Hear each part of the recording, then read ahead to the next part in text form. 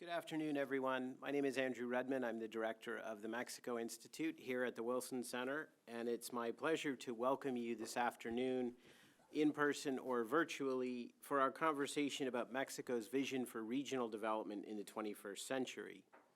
We are delighted to have with us Dr. Laura Carrillo Cubillas, Executive Director of the Mexican Agency for International Development Cooperation, or AMEXID, and Michael Clemens, Director of Migration, Displacement, and Humanitarian Policy, and a Senior Fellow at the Center for Global Development.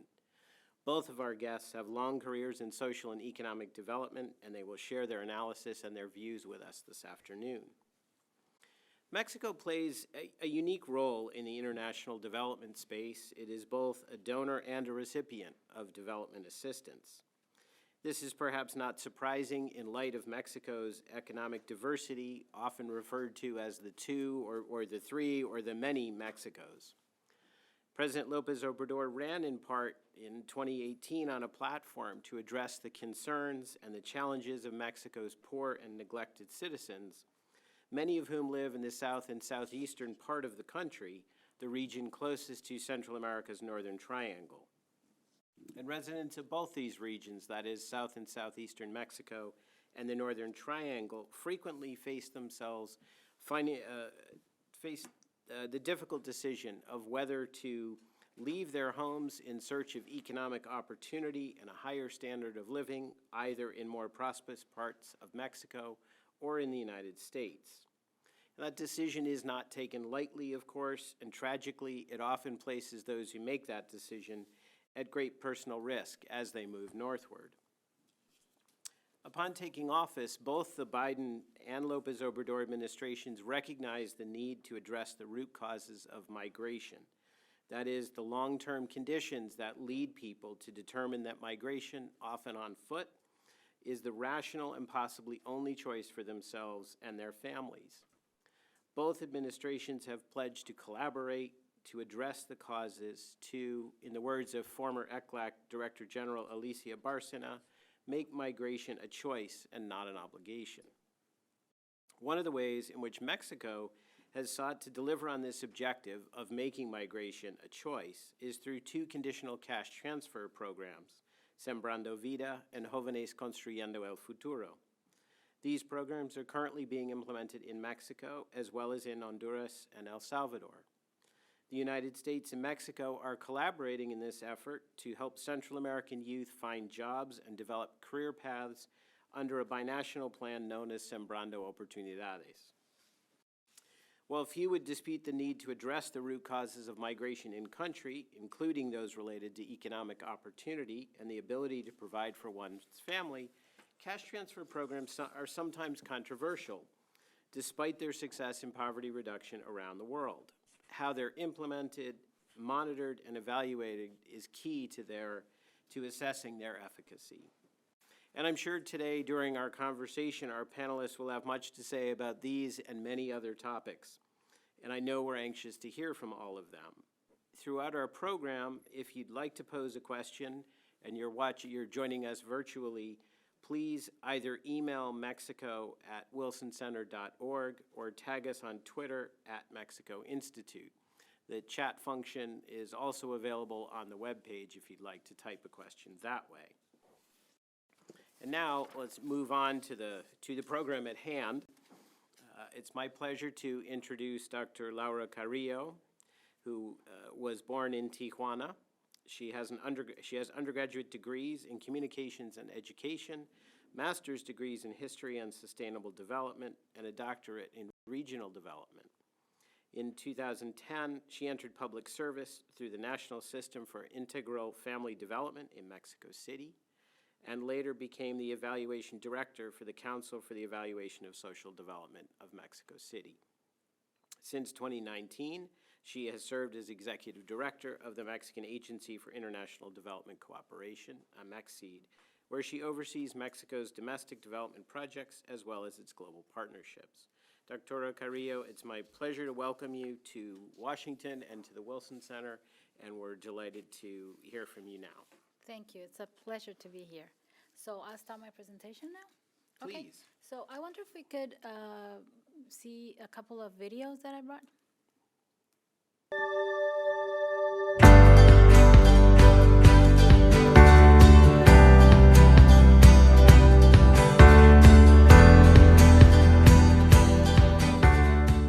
Jóvenes Construyendo el Futuro and Sembrando Vida in Central America and the Caribbean are the result of an unprecedented regional cooperation effort. For the first time, a country is operating social welfare projects outside its territory, adapting them to the reality in each nation.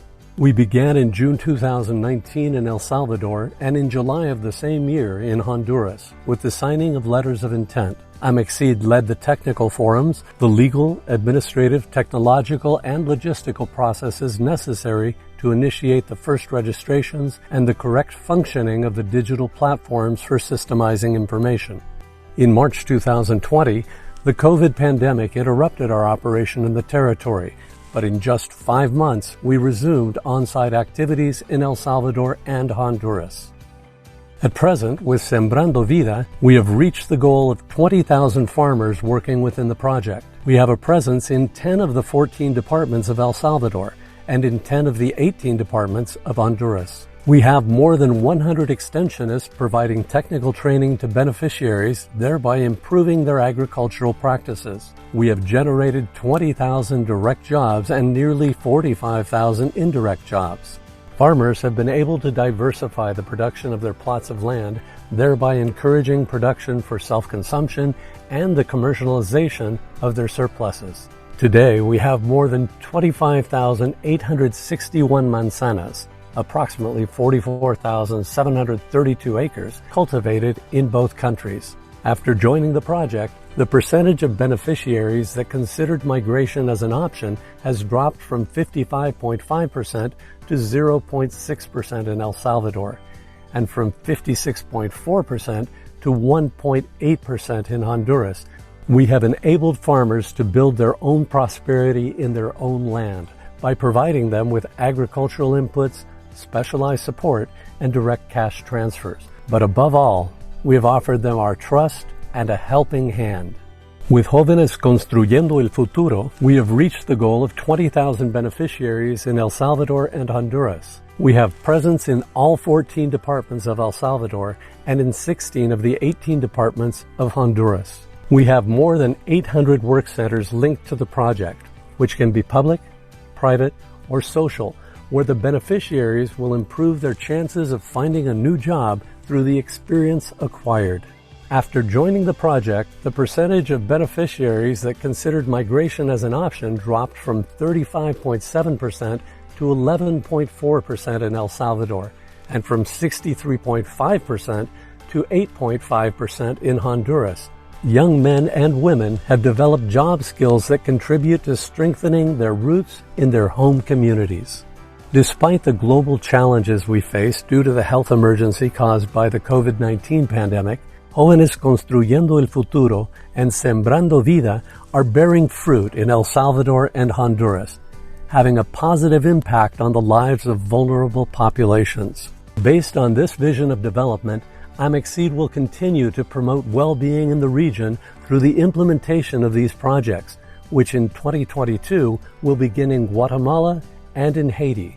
Mexico and North Central American countries have a shared future, and that is why AMEXID is moving forward with conviction, working to make the objective of a more prosperous and solidary region a reality.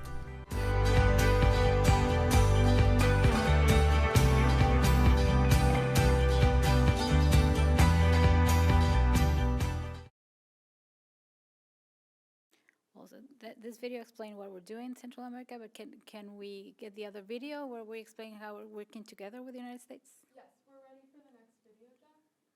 Thank you.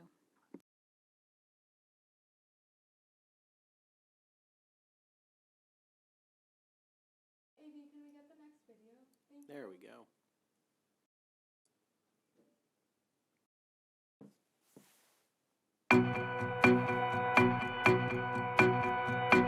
Throughout history, Mexico and the United States have shared the objective of growth and development that extends beyond their borders. Both have faced challenges that need attention and shared solutions. International cooperation for development is a transversal component of the work agenda that we share with our northern neighbor. The fight to combat the structural causes of forced migration is a clear example that both Presidents López Obrador and President Biden share. As a result, in June of 2021, a memorandum of understanding was signed through which AMEXID and USAID were designated as the points of contact for the achievement of this objective.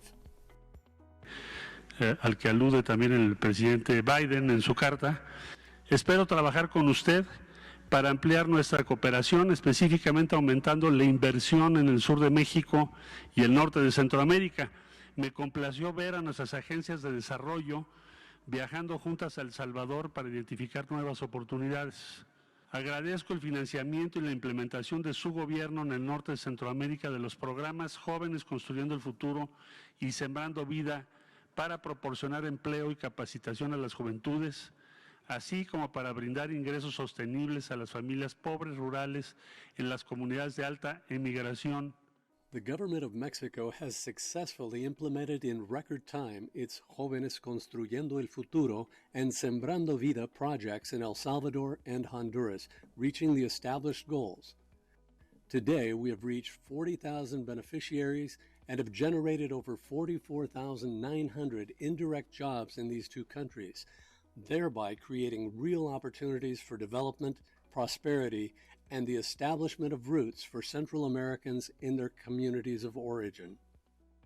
In 2022, each agency will continue to operate its own projects. Additionally, AMEXID and USAID will coordinate resources and expertise through a joint collaboration strategy called Sembrando Oportunidades to identify areas of opportunity to complement or enhance each country's projects in El Salvador, Honduras, and Guatemala. The current cooperation between the two agencies is in depth to date. AMEXID and USAID have carried out 2 joint missions in El Salvador and Honduras. As a result, working groups have been formed with recurring technical meetings to follow up on the objective Memorandum of Understanding. Today, Mexico and the United States are fostering a positive impact with real solutions to forced migration in the region. As a result, other international actors have shown interest in the collaborative work between Mexico and the United States, expressing their interest in joining international cooperation efforts for development, as is the case with Canada and its agency, Global Affairs Canada. The bilateral relationship between Mexico and the United States is on the right track in terms of cooperation, and 2022 will be a year of great progress in this shared challenge.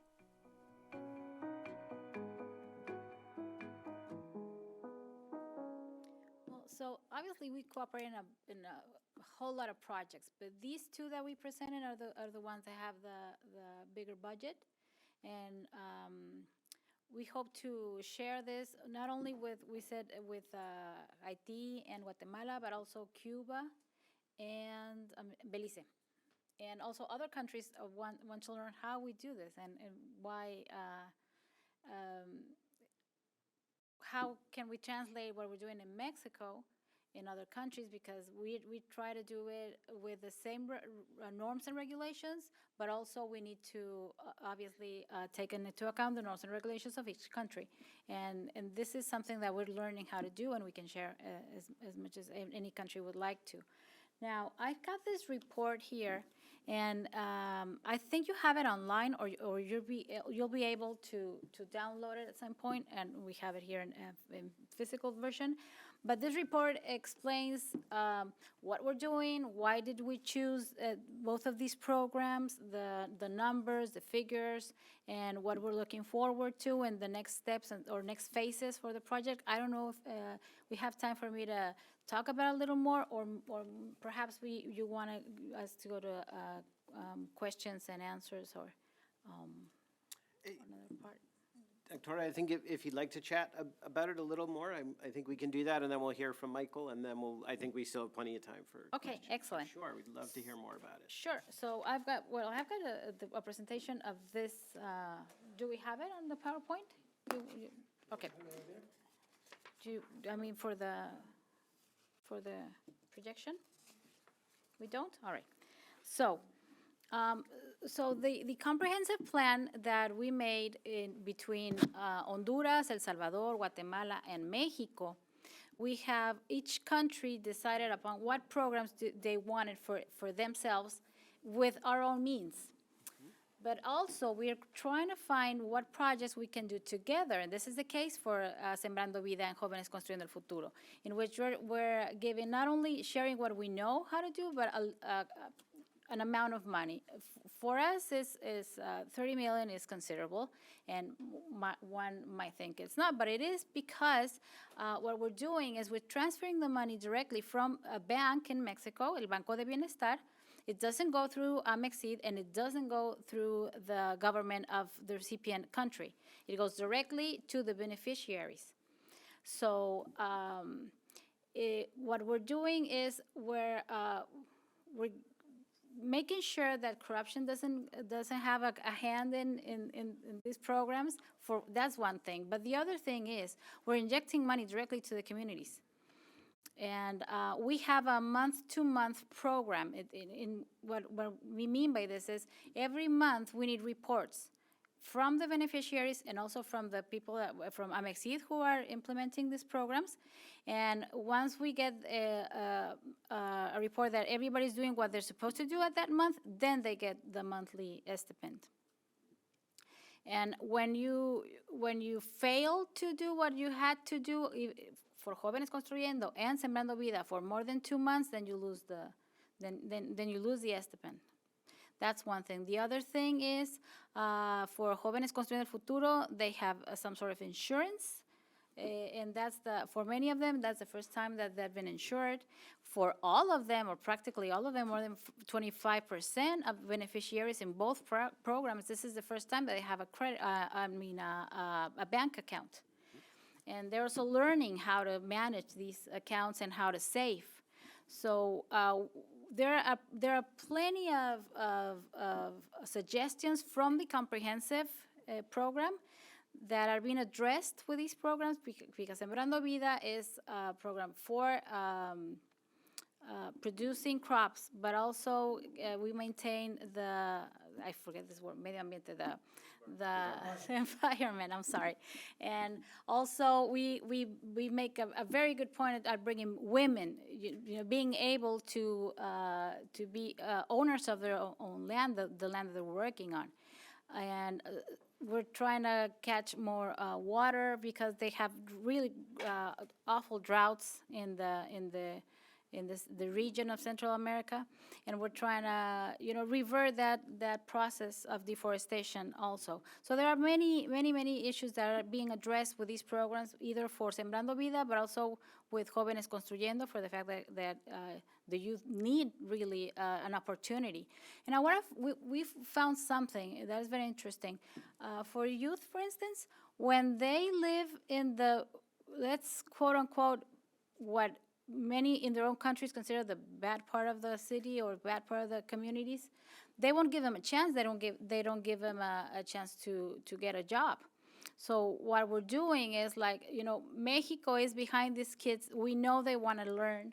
We know they just need an opportunity, and we're behind them. So we're getting enterprises. We're getting a lot of small or big companies to enroll these kids in these training programs, and we are paying the students, or we're not paying because it's not a contract per se, but we're giving a stipend month to month so they can train and they can afford to train to get to the facility where they're training, and these businesses that are training them, they don't have to pay a cent for these people who are getting trained in whatever they need for their own businesses. So it's a win-win situation, and in the long run, we are pretty sure there's going to be a win-win situation for the whole country and the region at a total. So that's the reason why we're working in those countries. Now, these are the numbers. You can look at them with more time, but what we needed to show you is that we're trying to work in the whole country, not only the rural areas, not only the big cities, but we're trying to cover the whole country because everybody in every region of these countries deserve an opportunity, and that's what we're doing. And so that's why we brought the maps. You can take a look at them closely at some point. But I just wanted you to, get the image that we're really trying to reach every single community in these countries. We think that is very important. Maybe it's not practical money-wise, because sometimes we spend a whole time, bunch of hours getting to these communities where we're going to have, I don't know, maybe 20, 30, 40 beneficiaries. But for them, it's life-changing. And I've been there and I've seen that. That is the first time that they get this kind of companionship. And also what they're learning here and there and everywhere are better skills for the future. So for now, we're giving these transfers, but for the long run, what they're getting is, as I say, skills, but not also that. We're trying to get them to have this entrepreneurial sense of things. These tiny countries that I speak of that are so isolated, well, they're learning how to make biological components for the crops, and they're even selling them to communities around them. So they have this image that they can, in the long run, they can have their own businesses. That's what we're looking for. These are projects, as I say, immediately you get the money in the community and you're helping the community, get a head start. But in the long run, we really think that the better people are equipped, the better people are prepared, the better that everybody's going to be helping us. And the only way, for instance, in Sembrando Vida, the only way a country can get food is by, either you bring it from elsewhere or you produce it yourself. And we do think that the best way is to produce, let's buy, by all means, Mexico, we want to sell and buy produce, of course, but we want to have our own independence, for our communities, and also nutritional higher standards, and we're doing that. And for Jóvenes Construyendo Futuro also, some of them, if they work in a small business, they can, what we're seeing as a fact in Honduras and El Salvador is owners of these small businesses are having, opening more stores or more, ¿cómo se dice? I forgot the word. I forgot in Spanish. Are you talking about more Right. branches or more? Branches, that's it, that's what I meant. And they're including the youth, the Jóvenes Construyendo as partners. And also that's what we want. We want them to know that they can think of themselves as business people.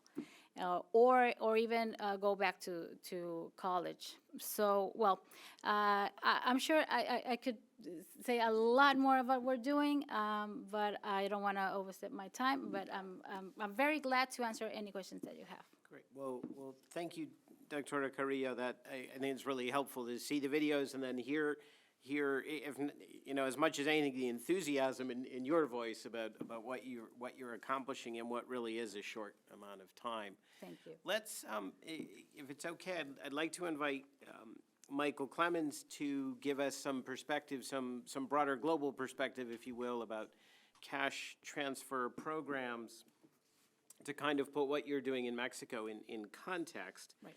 Michael is Director of Migration, Displacement, and Humanitarian Policy and a Senior Fellow at the Center for Global Development.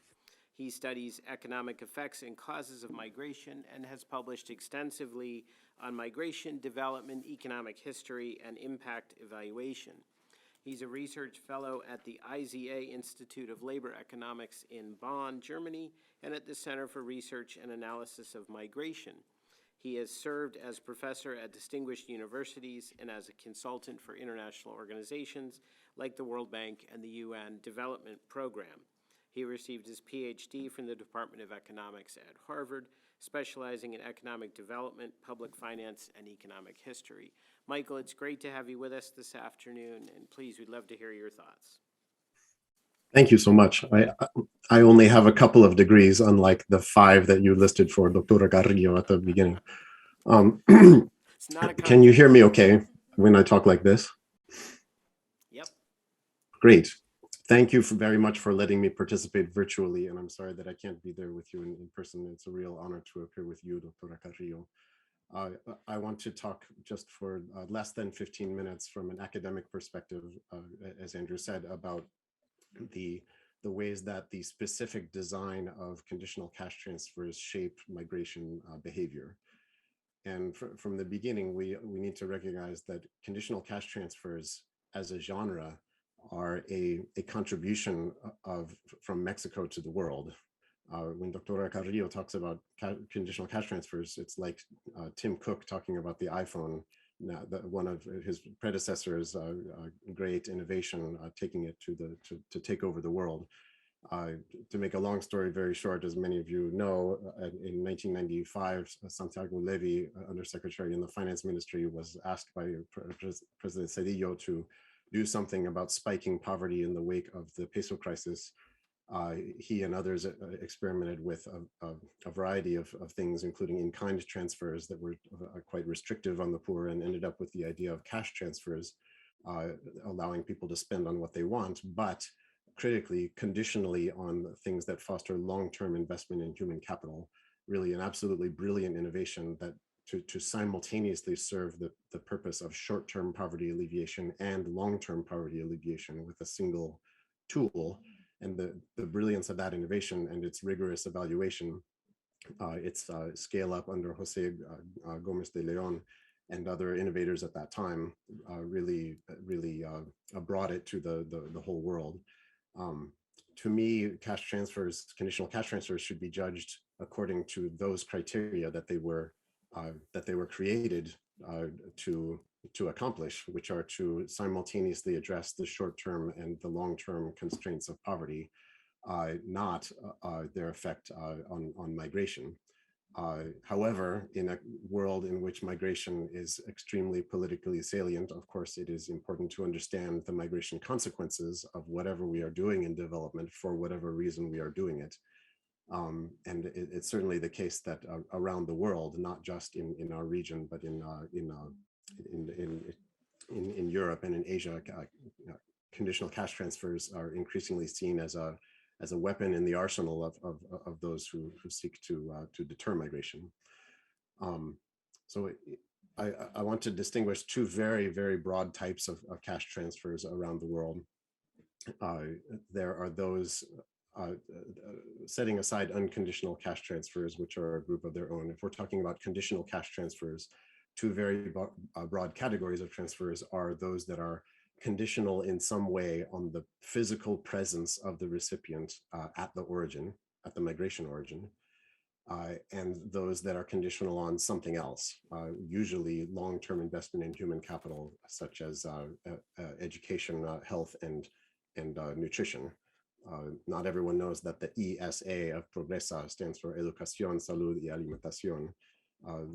These are that's the conditionality on a long-term investment in long-term poverty reduction through the accumulation of human capital. Focusing just on the first category, conditional cash transfers that are conditional on the physical presence of the recipient at the origin, there is clear evidence from a few different settings that that conditionality can deter migration, as long as it meets three criteria that I want to set out. The conditionality on physical presence needs to be strict, it needs to be targeted, and it needs to be lengthy. By strict, I mean it needs to be with relatively high frequency, only delivered if the person is physically present at the origin, not just say once a year, but perhaps once a month. When I say targeted, I mean that the conditionality on physical presence needs to be not just anybody in the household, but literally the potential migrant from the household. And that's critical to some of the examples I'll give. And also that it needs to be lengthy, that a short burst of cash followed by no conditions thereafter can have very different effects on migration behavior from a lengthy series of cash transfers across years or even indefinitely over many years. So some examples of programs that meet those conditions, conditionality on physical presence that is strict, targeted, and lengthy, that have deterred migration. The clearest one is Progresa/Oportunidades itself has been demonstrated to have reduced labor migration by women and migration in the short term, that is during the receipt of the transfers by school-age children. And this is very clearly because de facto receipt of the cash transfer was conditional on the physical presence of students whose attendance at school was necessary for the transfer, and therefore, in most settings, a female guardian who was almost always the mother in the household, and without those ingredients present, the cash transfer was not to be received. Another key example comes from India, the National Rural Employment Guarantee Scheme, which is not strictly a cash transfer. It's more of a make-work scheme, but it has many of the characteristics of a conditional cash transfer, and it is a job, a make-work job on a local public infrastructure project in most cases. That is paid with the frequency of a job and is not paid if the recipient is not present, and the recipient is usually an unemployed job seeker, just the kind of person that might otherwise migrate away from the community of origin to an urban area, and that program has been very rigorously evaluated to have deterred migration. A last example is a series of grants for youth entrepreneurship in Uganda and a few other African countries that have been evaluated by Chris Blattman and at University of Chicago and others to have deterred migration by their recipients. There, the conditionality on physical presence is indirect rather than direct. The program that Chris Blattman evaluated in Uganda is an upfront grant for a group of youths to carry out a specified entrepreneurship project that wins a competition, after which, on paper, the participants are free to do anything and go anywhere. But in order to get this grant, a group of youths had to make a public commitment to each other to stick around and make this business work. And it would be seen as kind of a social betrayal for one of them to simply take off and renege on that promise. And in part for that reason, there is a de facto conditionality on presence that seems to have deterred migration by its recipients. Now, when conditional cash transfers don't have these key ingredients built into them, that is, they might be conditional on physical presence, but that conditional on physical presence is not strict, it's not targeted at the potential migrant, and it's not targeted, and it's not lengthy, or when a conditional cash transfer is not conditional on presence at all, it's just conditional on investment in human capital. There are instances where conditional cash transfers have been evaluated both in the short term and the long term to actually cause an increase in migration behavior from origin communities or from recipient households.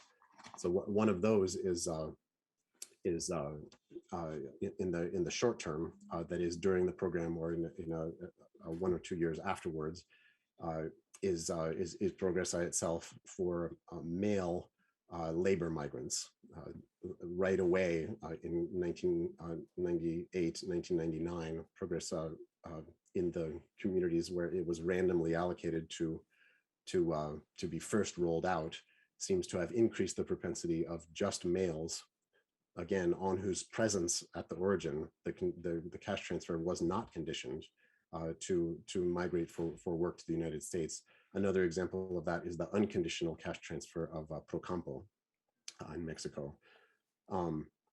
A key example of one that was conditional on presence but not targeted is a conditional cash transfer in Comoros in Africa that seems to have greatly increased the propensity of recipient households to have a migrant go to the island of Mayotte nearby, which is a part of France, actually a department of France, and much richer labor migration destination. Why? Because the conditionality of the cash transfer was simply made on the physical presence of one person from the household in the country, in the community of origin, remaining at the origin, and it was often a grandparent who was set to be the recipient of the transfer, and that money directly or indirectly was used to finance the migration of a younger male member of the household, again, on whose presence the transfer was not strictly conditioned. And especially in the long term, several cash transfer programs have been shown to increase migration over the life cycle of youth recipients of cash transfers. So here, Progressa is another example that 20 years after they grew up in a household receiving Progressa, Karen McClure of the Paris School of Economics has found that children are more likely to have migrated to the US rather than to have stayed in Mexico. Another example is the PRAF, conditional cash transfer in Honduras, which was modeled in many ways on Mexico's, causing an increase in long-term migration, not during the cash transfer, not shortly after it, but over 8 to 13 years after it ends, right, raising the propensity of kids growing up in recipient households to leave, not because it failed, I want to emphasize. PRAF in Honduras successfully increased the health, nutrition, and schooling attainment of youth that received it. And for that reason, it increased immigration over the long term out of Honduras. In part, Karen McClure and others speculate by raising parents' aspirations for their children's achievement.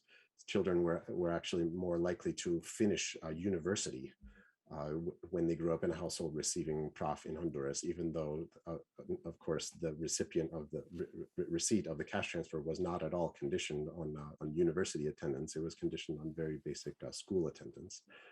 And continuing in school is bound up with families' aspirations for their children in a way that's complex and long-term. Yet another one is the Red de Protección Social cash transfer in Nicaragua, which has been shown to have raised the rate of labor migration from Nicaragua to Costa Rica over a 10-year period. Again, not as some sort of short-term burst of migration, but shaping the life cycle of young people in a way that tends to make them more able and more interested in seeking opportunities abroad. So just to sum up, CCTs have been a gift from Mexico to the world. The reason that they have taken over the world is that they are highly effective at doing what they were intended to do, which is to simultaneously address the short-term and long-term determinants of poverty. The reinterpretation of CCTs as a migration deterrence tool is a recent development. It's something that needs to be carefully considered and carefully evaluated. Dr. Carrillo is carefully considering it and carefully evaluating it. What we know from the global evidence is that it's asking whether conditional cash transfers increase or decrease migration. It's kind of like asking, is pizza good? Well, you can make a bad pizza, you can make a good pizza. It depends on what you put into the pizza. It depends on how you do the pizza. And really, the effect of conditional cash transfers on migration is highly contingent on specific features of design that I know that the Mexican government and that their collaborators in the U.S. will be considering carefully in order to make these programs as effective as possible. Great, Michael, thank you. I really appreciate that, and I think in particular that observation that conditional cash transfer programs were really about poverty reduction and are now being used for a related but not exactly the same purpose will in fact have an impact, could conceivably have an impact on how effective they are. It really comes down, I suppose, to what is it you're trying to accomplish. And right, or as all our dads would say, if you use the right tool for the task. Dr. Carrillo, lots of questions come to mind from your presentation. We have some from our audience, and I'll just remind everyone, you can type in the chat, you can email to mexico@wilsoncenter.org, or you can tag us on Twitter @Mexico Institute. If you're here in the room, you can simply raise your hand, unless you'd prefer to email, which is also fine. I have a couple in mind. We've already received a couple, but let me start. Let me pick up on, I think, where Michael left off, in that Sembrando Vida and Jóvenes Construyendo el Futuro, those are projects that are applied in Mexico as well as in at least 3 or I guess 4 or 5 now countries. Is the purpose different in Mexico than in, say, Honduras and El Salvador? Not by origin. As we were talking, we are an agency for development. We are not a migration office. So just by that account, by all means, this is first and foremost a development project, as it is in Mexico. Now, we fully understand that it could help reduce the vulnerability of persons trying to leave their country. Yes, by all means, we do think that, because also our philosophy as a government is not that migration is per se wrong. It's not. Mexico has benefited from diversity, and I'm sure the United States can also understand this. I mean, diversity makes us greater. The problem is when this migration puts people, especially children and youth, in vulnerable situations, and that's what we are against. But as I say, what we're trying to do here is try to help these regions to get a more solid and long-term development. So in that sense, we have the same rules that we have in Mexico, for instance, for these programs. We just needed to find a way, a legal way, to send money directly to 1,000, to 20,000, 5,000 people each month at a certain point, right?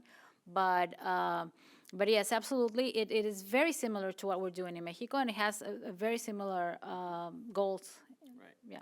You cited in the case of El Salvador and Honduras substantial, amazing reductions in the interest in migrating, Right. from 50, 60% down to virtually zero.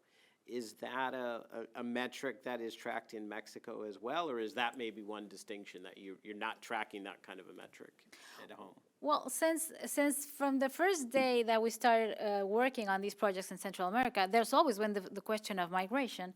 We thought that we could include those questions in our surveys. Whenever we have registrations, we also take a survey to every person that wishes to be part of the program, and so we got a lot of a lot of indicators, age and one of them was the intent of migrate. So we found these numbers that we presented, that's from the time that they were registered.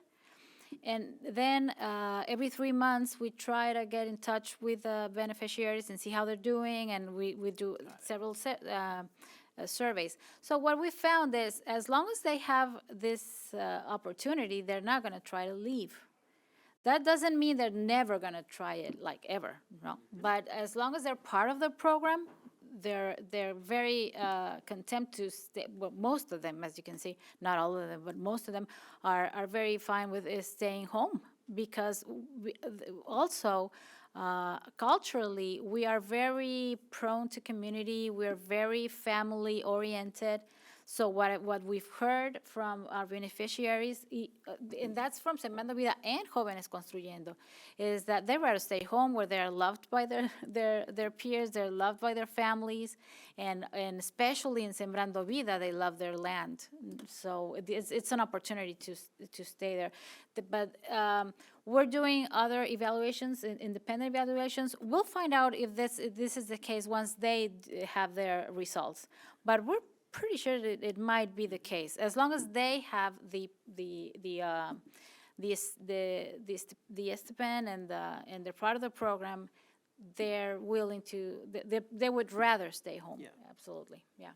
I know, Michael, have you seen data from other countries that would be similar in sort of reducing the desire to migrate?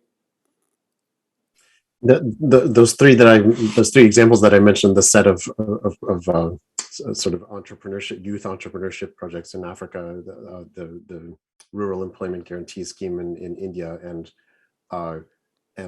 the recipients of Progresa on whose physical presence receipt was conditioned are the key examples where there has been a rigorous evaluation that has shown that the cash transfer definitely caused a less propensity to migrate.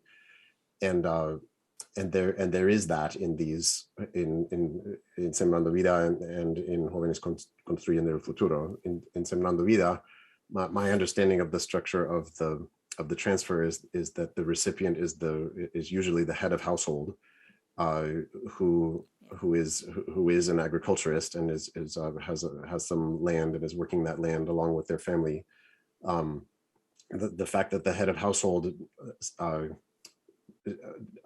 declares a reduced intent to move the entire family abroad and give up their land is something different than could that person's stability and somewhat more financial space from running a more successful farm facilitate the migration by their 18, 19-year-old son. I don't know, but that would be a question of interest for evaluation. Jóvenes Construyendo el Futuro is really a job for youths, and while the job is going on, that is clearly analogous to the National Rural Employment Guarantee Scheme of India, in that it is high frequency, it is by nature targeted to people who otherwise might migrate, and it's strict. And in that, if you're not around, you're not going to have the job, you're not going to get paid. And so it would be surprising to me if that, during the duration of the cash transfer, didn't have a very large negative effect on migration. However, as Dr. Carrillo alludes to, 2 years after, 3 years after, 7 years after, it's not clear what that might be. That's not a reason to doubt the program. It is a reason to think that that engagement needs to be sustained and long-term, and we shouldn't think, and I'm 100% sure Dr. Carrillo does not think that some sort of burst of capital eliminates the incentive to migrate. Nobody thinks that, but we need to be realistic about long-term engagement if to the extent that sustained migration deterrence has become a goal of these programs. And I really appreciated Dr. Carrillo's strong visionary statement about the real goal of these programs, which is human development wherever people are, and protecting youth from vulnerable situations. And that's why I hope we all keep our focus as we evaluate what they accomplish. You know, if I may, just Sure, a little, please. we do want to make this case, though, in migration but situation terms, is that we can make this case. So if you take into account what it costs to enforce migration laws and the actual monetary cost, but also the human cost, versus what it takes to have these kinds of programs, not just this, the cash transfer, but just looking at the problem, or this, I wouldn't call it a problem per se, but you know, the situation with another lens, it might be money better spent once you try to develop a region other than just try to enforce, the norms and regulations and all the police work that you need to enforce this. So we really want to share that what we're learning from this is that if you have another point of view, if you care about trying to develop it, but really trying to do it in a short-term or mid-term cost and benefit, it would be very easy to decide on which one is best, I think. So we Absolutely, and that the same would apply to Progresa in Mexico. Progresa at one point, Progresa Oportunidades at one point was the largest budget line for social welfare in Mexico. Did it cost Mexico money, or did it create more money for Mexico over the long run? I think a strong case could be made for the latter, and certainly, even if we in the narrowest imaginable mercenary terms of migration enforcement, sustained creation of opportunities at the origin and creation of incentives at the origin could be less expensive than many of the other options that are on the table. and that should be carefully considered if somebody balks at the sustained upfront fiscal expenditure of a sustained program of this kind. But I don't think anybody should believe that a few months of cash transfer are going to meaningfully move the needle here. So we've received a number of questions from email and the web, but we have one here in the room. So let's go there first, and then I'll perhaps pose a couple we've received. Thank you. My name is Roberta Lajon, and I retired last year from the Mexican Foreign Service, but I am a great admirer of Dr. Carrillo for her enthusiasm. No matter how difficult the task that is given to her, she gets it done. And I have one question and one request. The question is, the people who train or who give advice on the ground, are they Mexicans or are they from the local country? And I have a special request. I want to hear a story, a success story from you, because you've been there, and it's going to be difficult for us to go and travel to Central America and interview people and learn what's going on. But, well, maybe 2 stories. Give us 2 success stories so that you ground us on your enthusiasm and we share it with you. Thank you very much. Oh, thank you, Ambassador. Yes, well, I'm honored that you're here. I have to say, I'm a big fan. And, well, yeah, so we, I don't know if extension is the word in English. Extensionistas is in Spanish.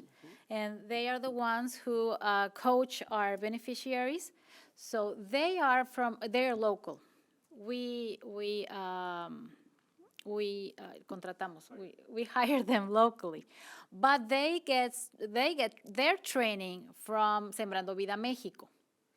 And we have a couple of persons in Sembrando Vida, Mexico who are always traveling around. We also hired them.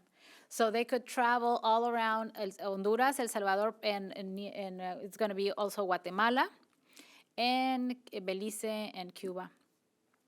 So they have their training from these our programs in Mexico. And then we train our trainers.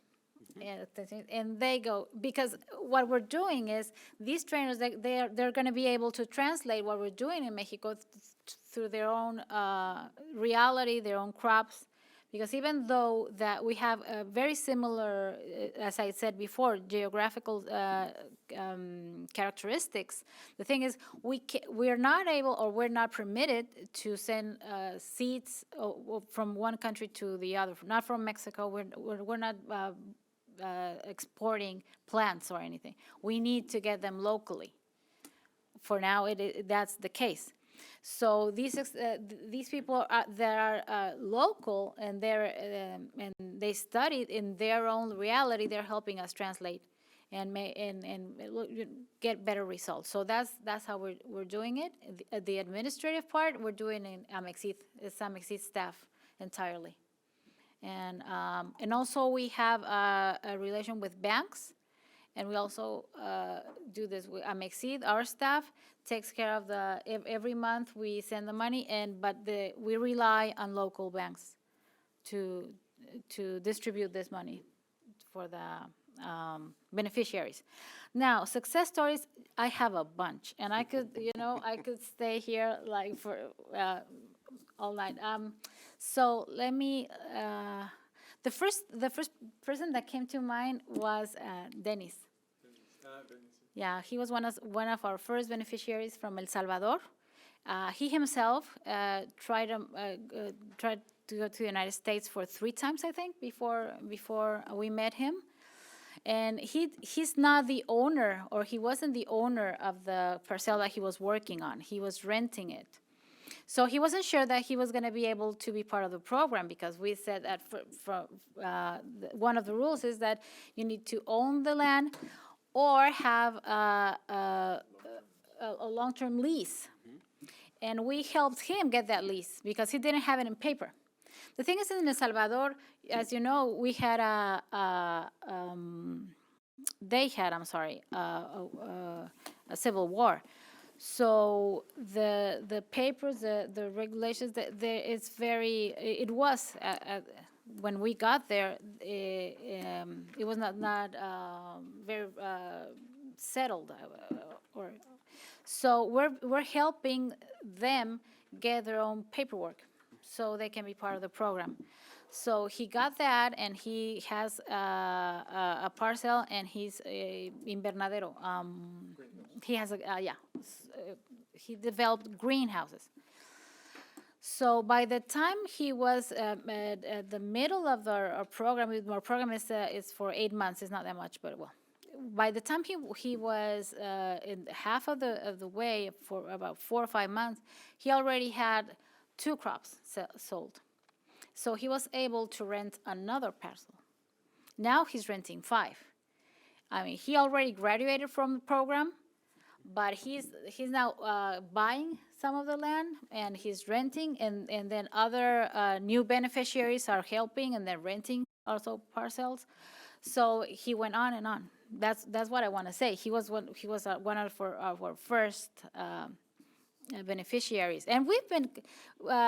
He's really been close to us, and it's like, can this person be a part of the program? He already knows what the paperwork he's going to need to do, and we try to work together in that sense.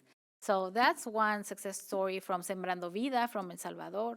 Now we have, you know what? We have this beautiful story from Comayagua in Honduras.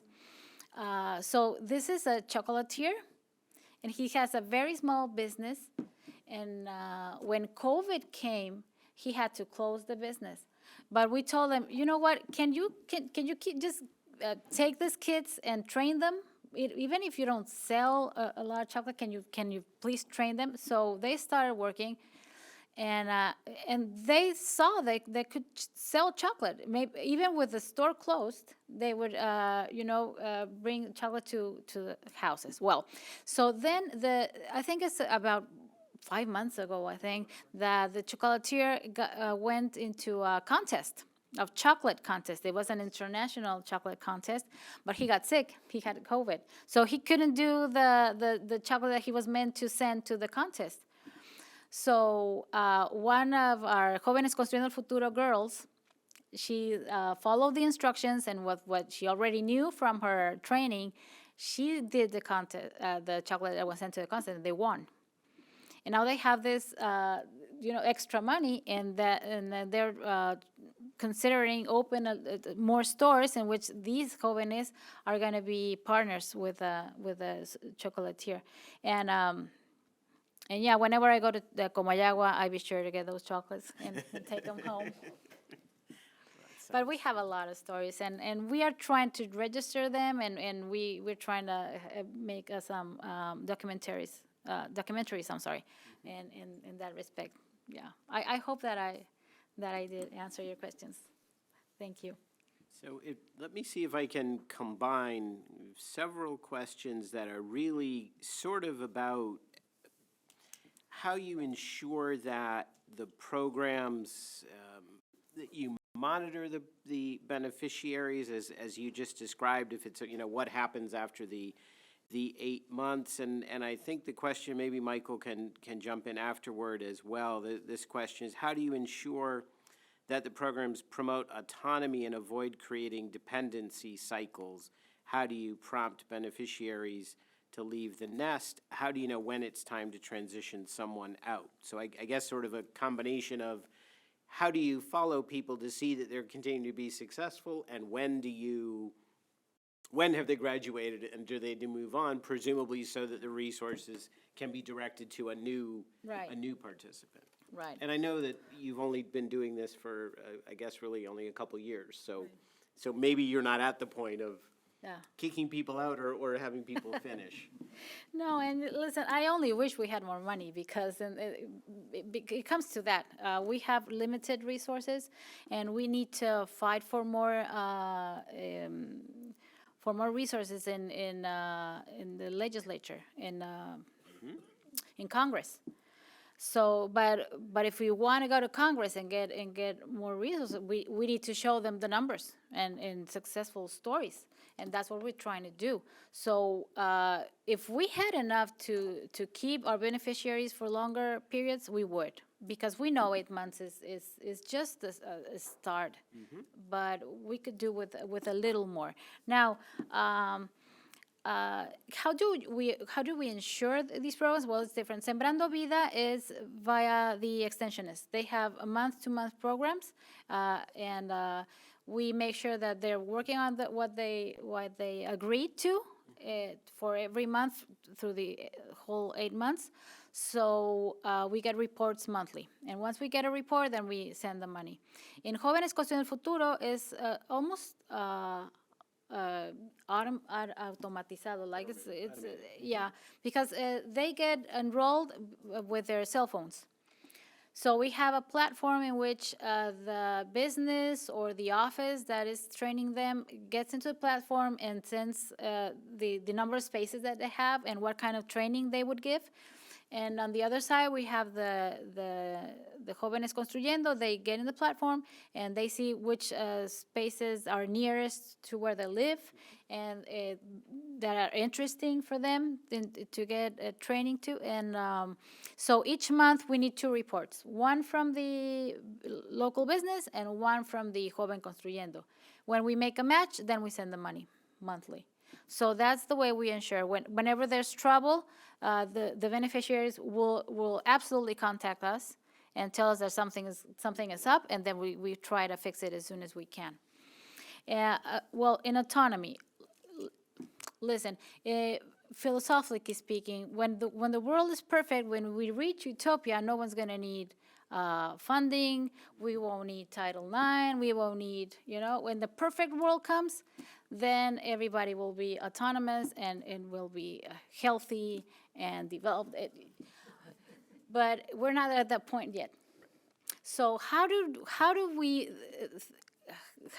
decide that at some point we need to let someone go and let them be on their own? It's difficult. It is difficult. And for the most part, sooner than that, we're going to be out of money for one program. And it's sad, but it's true. Now, what we're trying to do is try to build skills. We also have, for instance, maybe it's not exactly going to what we're talking right now, but just to exemplify what our philosophy is. We always, in AMEXID, we also have to help take care of children in migration facilities. And what we try to do in AMEXID is, you can have a child for 3 days, for 1 week, for 2 weeks, or maybe a month. You just don't know, and it's not going to be more than 3 months. That used to be before the law changed, and now it's a little even less time that you have one given child in one situation and in one facility. Or shelter in Mexican territory. Foster children or a child who's moving through Mexico, unaccompanied, who then or even accompanied. Okay. Yeah, but they're in Mexican territory. So what we think is because we do abide to the International Declaration for the Rights of Children. So regardless of the nationality of a kid, if they're in Mexican territory, they have to be in school, for instance. And so when you have a child that you don't know if you're going to have them for 3 days or a week, what do you do? Do you have a school for that? It's very difficult. And so what do I do with a child for 3 days? As much as I can. If it ends up being a week, I'll keep on doing as much as I can for those 5, 6, 7 days. And we have a program for that. So the first thing that I'm going to teach that boy or girl is the first letter of their name. And if that's all that I could teach them, fine. Now, if I have 2 more days, then I know what to try. And what I want to say is, if I have 8 months, I have to decide what's the most important thing that I can give this person for 8 months. If I have them for a year, then I'll have a strategy for a year. And it's going to be either never ending, or it's what we want to do is, whatever time it is, make the most of it. In that sense, we know a person can be independent from day one. Everybody's trying to make ends meet. Everybody's trying to get a better life. Everybody loves their family and wants the best for them. So we all have this inner dignity that we don't feel, okay, when we feel that things are given to us as a charity. This is not the case. This is building dignity. This is building skills. And we do think that 8 months, perhaps it's a small amount of time, but we're making it, work as much as we can, and we think we're getting, you'll find out we're getting good results. Yeah, sure. Hi, just to complement Dr. Carrillo's, with USAID and Sembrando Oportunidades, our work is continue to expand building the skill set. We found complementarity within our programs, and our work here is trying to find complementary efforts on training and skills for our beneficiaries. So we have a plan to collaborate and find synergies that involve building skills. Andrew, could I just address dependency, unless you want to move on? Yes, Feel free to move on if you want. Yeah, please, Michael, I was absolutely going to ask you to do that. Yes, I just want to suggest one interpretation of that evidence that I skimmed over earlier. I think the way that many people think of conditional cash transfers is as an investment, something that unlocks investment by poor households. Another way to think about them, and this is equally good, this is not any sort of judgment of them, is as insurance. And investment and insurance play a completely different role in our lives. Our mutual fund and homeowners insurance are just two fundamentally different things that help us realize our goals. And when you think about the National Rural Employment Guarantee Scheme of India, what is it? It's a permanent commitment to any time that somebody who is poor and jobless in a rural area needs a job, the Indian government promises them a job. It's not a fantastic job, it's not a high wage, but it's something that can help you get through a difficult period. And it's not a delimited period of time after which you're sort of ushered out of the program to make sure that dependency isn't created. It's an insurance that you have all the time, so that a bad situation that is temporary does not displace you. And many of much of the displacement that is occurring, especially from Northern Triangle of Central America, does have its roots in temporal phenomena. There's a really important paper that is brand new from Ana Maria Ibanez, Andrea Velázquez, and Jimena Romero. They study the relationship between temperature shocks in municipalities of El Salvador and international immigration from those places. And they show that when there is a high spike in temperature, agricultural households are much more likely to have migrants leaving them to try to migrate irregularly to the United States. That is the kind of thing where another opportunity to have support through a difficult period, to have a job or an internship during a period of joblessness that helps you reorient your career on a permanent basis, can help people remain attached to their countries of origin and develop more prosperous lives there. And it's not a question of, well, is this going to be 1 year or 2 years, and how soon are we going to kick you out? It's a floor that's always there, and that's a fundamental aspect of the design of programs, that some of the programs that have been shown to deter migration, that I think is worth considering, not as a burst of capital that we withhold after a couple of years in the fear of creating dependency, but making sure that a certain option for people in difficult circumstances is always there at different times that they might need it, and that's not all of the time, could shape their migration behavior in ways that are effective and simply don't raise the same concerns about dependency. Right. That reminds me of the debate we often have in this country when unemployment benefits run out, for that concept that we don't pay unemployment here forever. At some point, you have to figure it out. And as you're alluding to, that raises the question, but what if I can't? But you might get employed again 5 years later, and then it's still there for you. It's not something that's just there at a moment, and after that, you're expected to be on your own. Exactly. We don't have very much time left, unfortunately, but maybe we could shift gears a little bit. The video of the two videos you showed, the one we haven't really talked about is U.S.-Mexico cooperation, and particularly AMEXID USA cooperation. So maybe you could talk a little bit about that collaboration, in particular how your agency and your counterpart are essentially delivering the commitment that the two presidents made to do more together. Right, yes. Well,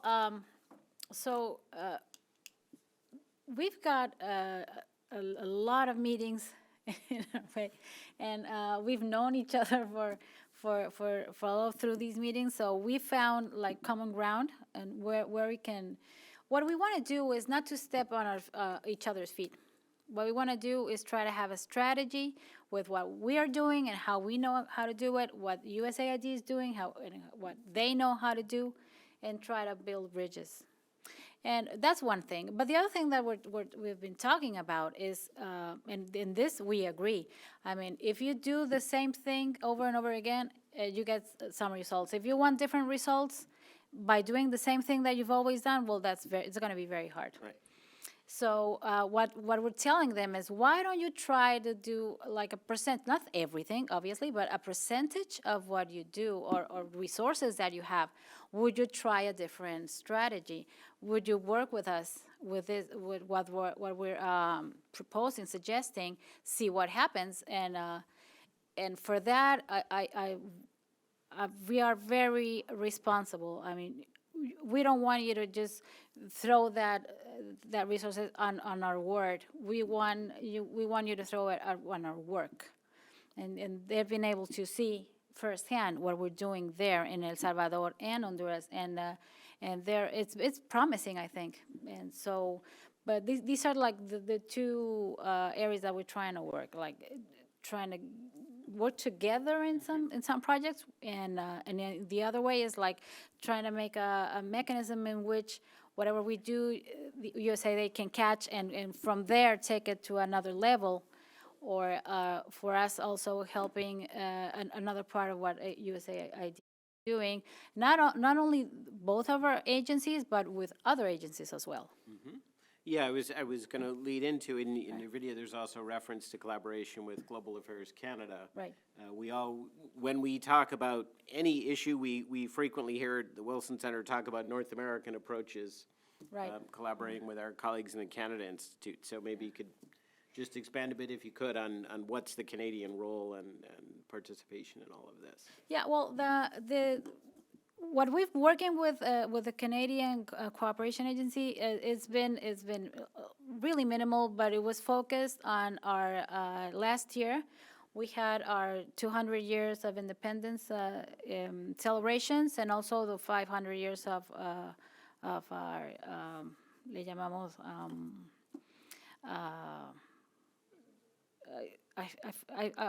again, I forgot the word in Spanish and in English. Indigenous resistance. Right. So we're working in terms of helping our autonomous indigenous communities, and that's what we focus on. Now, we have a mandate to try and get them on board with these projects. And what we've talked about is that in Mexico we have this, because of our location, obviously, but we are a natural bridge between North America and Central America, South America, and also the Caribbean, because we really understand, like, culturally and economically, and we really understand North America because we are part of it, but we also really, really understand Central America because we are part of it. So we can translate, whatever worries, issues, the way that we present our information, what we consider to be economical growth, for instance, we can translate that to that of the way that the governments and the people of Central America see it, and we can be very helpful in that sense. Got it. I think, as I said, we're getting close to the end. I want to give both our speakers a chance to make any final comments. But let me see if, I think there was, see if there's, if there's a good question that isn't a long essay question. That I guess one thing that I will ask about was actually one of the earlier questions, is what security measures are you implementing, are you able to implement in Central America to essentially protect your participants from their narcotraficantes? I mean, to some extent, I think, to maybe oversimplify, the young people in your programs are ideally in your programs and not working for the narcotraficantes, right? You're sort of competing in a weird sense for labor. So Yeah. how do you handle that particular issue? Yeah. When first we went there, they would say, are you going armed? Because who's going to take care of you? And we're like, no, we cannot invade another country with. So no, we rely on the people to take care of us and to take care of their own. For instance, in El Salvador, we have beneficiaries in Jóvenes Construyendo el Futuro who live in gang areas because they're the children of gang members. And they invited us because they told us, you know, I've tried for the longest time to get out of this life. It's very hard. It's almost impossible. I certainly don't want my children to be part of this life because the life expectancy of a gang member is around 25 years, 30 years. So we really want, they really believe in these programs as a chance to get out of that situation. Now, if you live in that, and you say that you live in certain streets, no one will hire you. But when they come in the hand with the Mexican government, that's another story. So yes, it's hard, but what we've learned is, and in Mexico it's kind of the same way, is beneficiaries will help us take care of each other and care of us, obviously, but in a sense care of each other and help each other. Because when Sembrando Vida, at some points, they really need to work together with different families to pick crops, and we're trying to build a community. I know it sounds cheesy, but it is the truth. It is the way that a community in rural areas can survive, and they know that.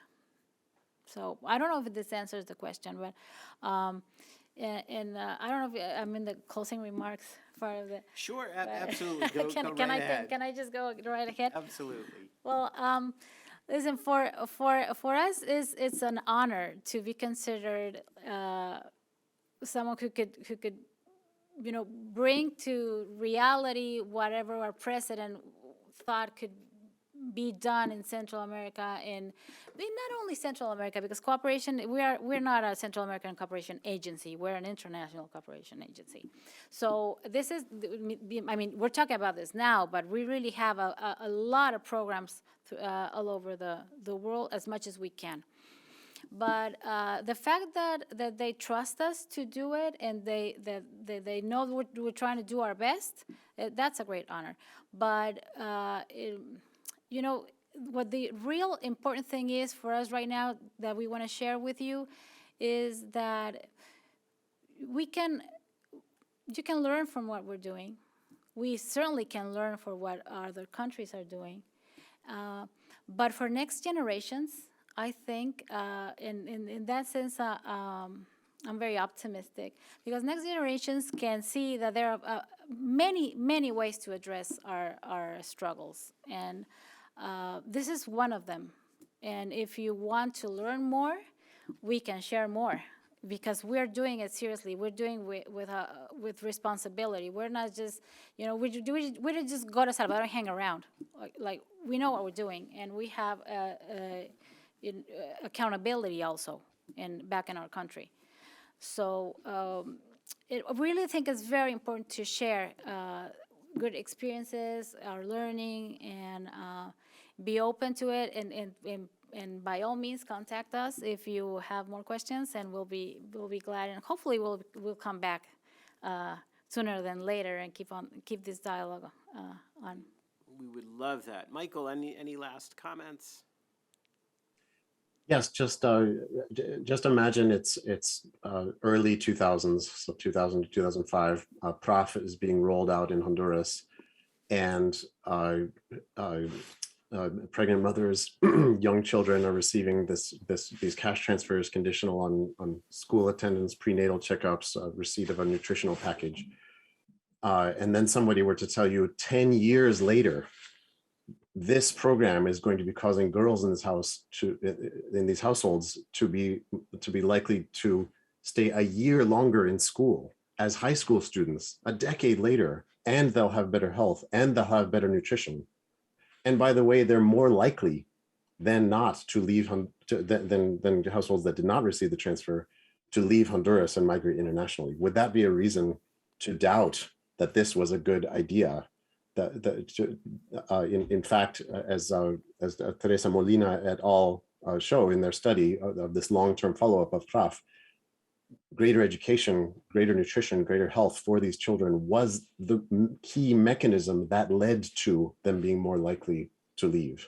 So this is not a perverse impact of the cash transfers. It's not an outcome of the cash transfers that we would want to reverse the incredibly wonderful human development outcomes in order to alter. It is that the key purpose of these programs is human development, will remain human development. For Dr. Carrillo is human development. For the United States should be human development. And we should be interested in the effects on migration. We should design the programs to ensure their political sustainability. But we should never begin to think of these programs as a principal weapon in the arsenal of tools to deter migration, as not even in many corners, but in some corners of the public discourse, they seem to have become. And there's no danger of that in this room. And I think that's just tremendous and something that we should all keep in mind as we discuss this evidence and these wonderful programs going forward. Thank you, Michael. That's a great way to wrap it up. I think that makes just a great deal of sense to remember that these programs are about development. They're not about deterrence. And certainly I think we all agree, as you say in this room, if you create conditions where people can develop and can keep their kids in school longer and can get an education and be healthier, that's the objective. And if that means some of them have a chance to explore an opportunity somewhere else, that's a good thing, not a bad thing. So with that, Dr. Carrillo, thank you so much for coming to visit us this afternoon. Thank you for having us. On your visit to Washington. Thank all of you for being with us in person or virtually, and we look forward to seeing you here again soon. Thanks, everybody. Thank you so much. Have a great afternoon. Thank you. Thank you.